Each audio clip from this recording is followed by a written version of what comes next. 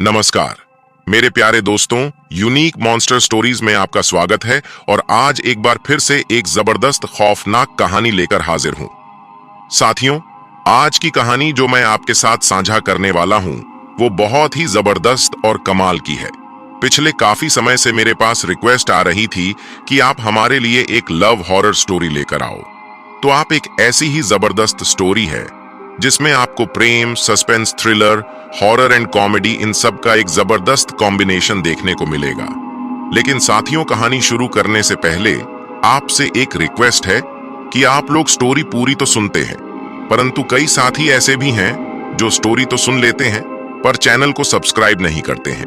तो आपसे दिल की गहराई से निवेदन है, आप चैनल को सब्सक्राइब जरूर करें ताकि मेरा हौसला और मजबूत हो सके और मेरे साथ दिल का रिश्ता बन सके। और हाँ, जो लोग पहली बार कहानी सुनने के लिए आए हैं वो जल्दी से अपना नाम कमेंट बॉक्स में बताएं और कितने सालों से स्टोरी सुन रहे हैं ये भी कमेंट बॉक्स में लिखकर बताएं। तो चलिए, आपका ज्यादा समय ना लेते हुए कहानी अभय के प्रोस्पेक्टिव से सुनते हैं। नमस्कार। मेरा नाम अभय है और मैं पेशे से इंजीनियर हूं। मुझे तर्क और विज्ञान में भरोसा था, पर कभी कभी जिंदगी ऐसी चीजें पेश कर देती है जो आपके पूरे विश्वास को हिलाकर रख देती है।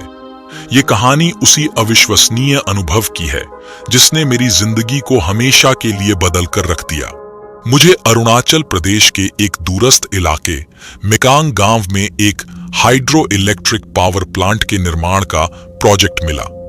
मिकांग घने जंगलों से घिरा हुआ था और वहां की आदिवासी संस्कृति रहस्य और किंवदंतियों से भरपूर थी।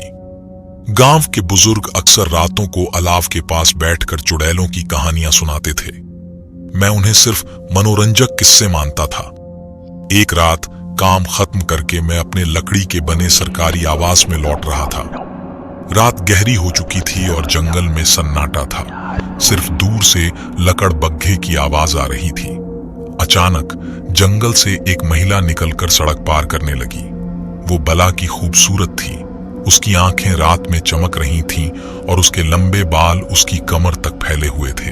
वह मुझे देखकर रुक गई। उसके होंठों पर एक मंद मुस्कान थी। कुछ पल के लिए मैं वहीं खड़ा रह गया, उसकी खूबसूरती से सम्मोहित होकर। फिर जैसे ही मैं कुछ बोल पाता वो जंगल में गायब हो गई। उस रात मेरी नींद उड़ गई। उस अजनबी महिला का चेहरा मेरे दिमाग में घूमता रहा। अगले कुछ दिनों में मैं उसे अक्सर जंगल के पास देखा करता था। हर बार वह मुझे देखकर मुस्कुराती और फिर गायब हो जाती। मैं उससे बात करने की हिम्मत जुटा नहीं पा रहा था, पर उसकी खूबसूरती और रहस्यमय आभा मुझे अपनी तरफ आकर्षित कर रही थी। एक शाम मैं साहस करके जंगल में उसका पीछा करने लगा। जंगल घना था और चलना मुश्किल हो रहा था, पर मैंने हार नहीं माना। काफी दूर चलने के बाद मैं एक खूबसूरत झील के पास पहुंचा।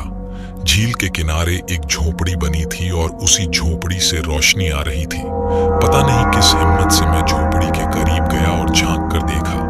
अंदर वही महिला बैठी हुई थी। वह किसी औषधि को कूट रही थी। उसकी हर एक हरकत अजीब सी मोहकता लिए हुए थी। तभी उसकी नजर मुझ पर पड़ी। मैं चौंक कर पीछे हटने लगा, लेकिन वो पहले ही बाहर आ चुकी थी। उसने मेरी तरफ देखा और एक मधुर आवाज में पूछा, आप कौन हैं और यहाँ क्या कर रहे हैं? घबराहट के कारण मेरी आवाज कांप रही थी। मैंने घबराहट के मारे उससे बोला, मैं अभय हूँ। मैं एक इंजीनियर हूँ। मैं आपको कई बार जंगल में देख चुका हूँ। वह मुस्कुराई। मुझे पता है आप मेरी तरफ आकर्षित हो रहे हैं ना? मैं कुछ जवाब नहीं दे पाया। उसने मुझे झोपड़ी के अंदर बुलाया। अंदर का माहौल अजीब था। हर तरफ सूखी जड़ी बूटियां और हड्डियां रखी हुई थीं। एक डर मेरे रीढ़ की हड्डी से निकलकर पूरे शरीर में फैल गया, पर उसकी खूबसूरती का जादू भी कम न था। उसने मुझे बताया कि उसका नाम मोहिनी है और वह इस जंगल की रक्षक है। उसने बताया कि उसे भी मुझ में कुछ खास लगाव है। उस रात हम बात करते रहे और धीरे धीरे उसे अपना दिल दे बैठा।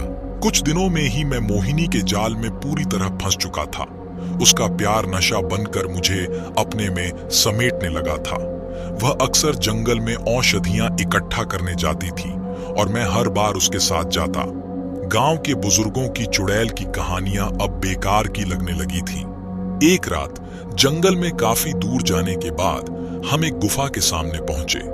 गुफा के अंधेरे मुंह से एक भयानक ठंडी हवा निकल रही थी।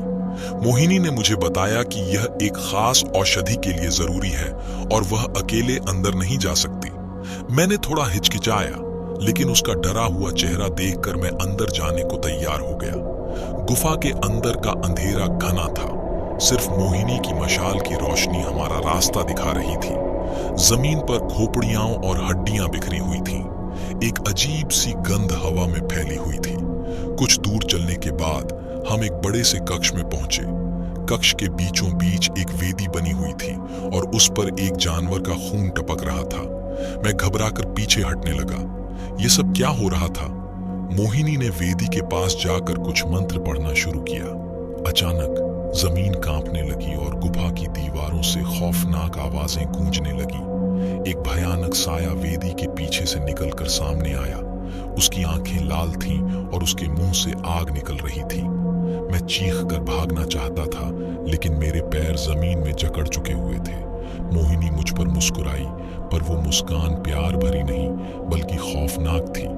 उसने जबरदस्ती मेरे साथ संभोग किया और मैं मदहोश होकर गिर पड़ा। मुझे ऐसा लग रहा था जैसे किसी ने मेरा सारा रस सोख लिया हो। कुछ देर बेहोश रहने के बाद एक खौफनाक आवाज मेरे कानों में गूंजी। अभय, उसने कहा। उसकी आवाज अब मधुर नहीं बल्कि गुर्राहट जैसी थी। अब तुम हमेशा के लिए मेरे हो। तभी मुझे समझ आया, मेकांग की चुड़ैलों की कहानियां सच थी और मोहिनी कोई साधारण महिला नहीं थी। वो असली चुड़ैल थी और उसने मुझे अपने जाल में फंसा लिया था। अब मैं भी उस गुफा का हिस्सा बन चुका था, भयानक मंत्रों और खौफनाक रस्मों का एक पात्र। मेरी जिंदगी हमेशा के लिए बदल चुकी थी और अब वैज्ञानिक तर्क या इंजीनियरिंग का ज्ञान मुझे इससे बचा नहीं सकता था।